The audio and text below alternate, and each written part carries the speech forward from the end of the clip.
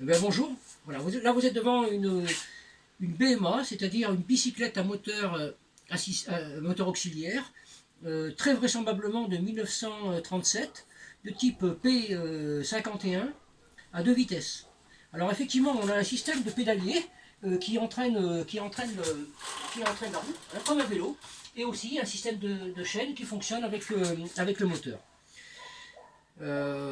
Ça a duré jusqu'en 1943, puisque ce sont les Allemands qui ont repris la réglementation pour faire la différence entre les cyclomoteurs et les vélomoteurs. Donc au-dessus de 50, il fallait un permis, etc.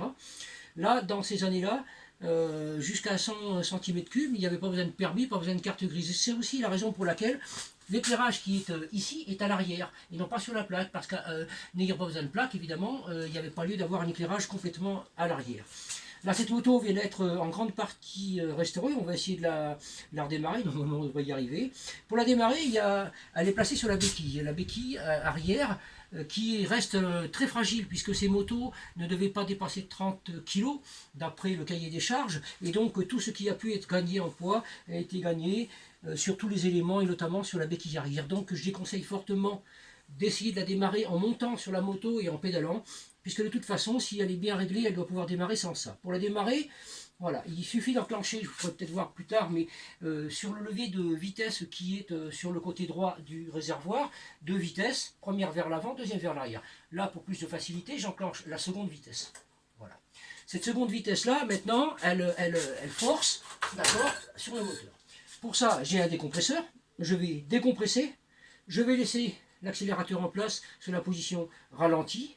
Okay, je décompresse, je donne un coup de pédale, je lâche le décompresseur, elle devrait partir. Je décompresse et elle démarre pas.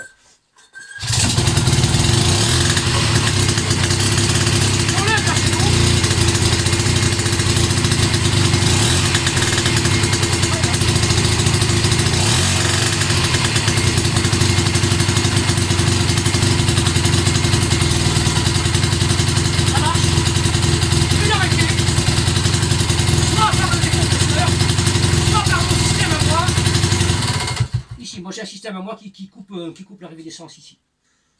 Voilà, bah écoutez, merci d'avoir suivi cette petite vidéo.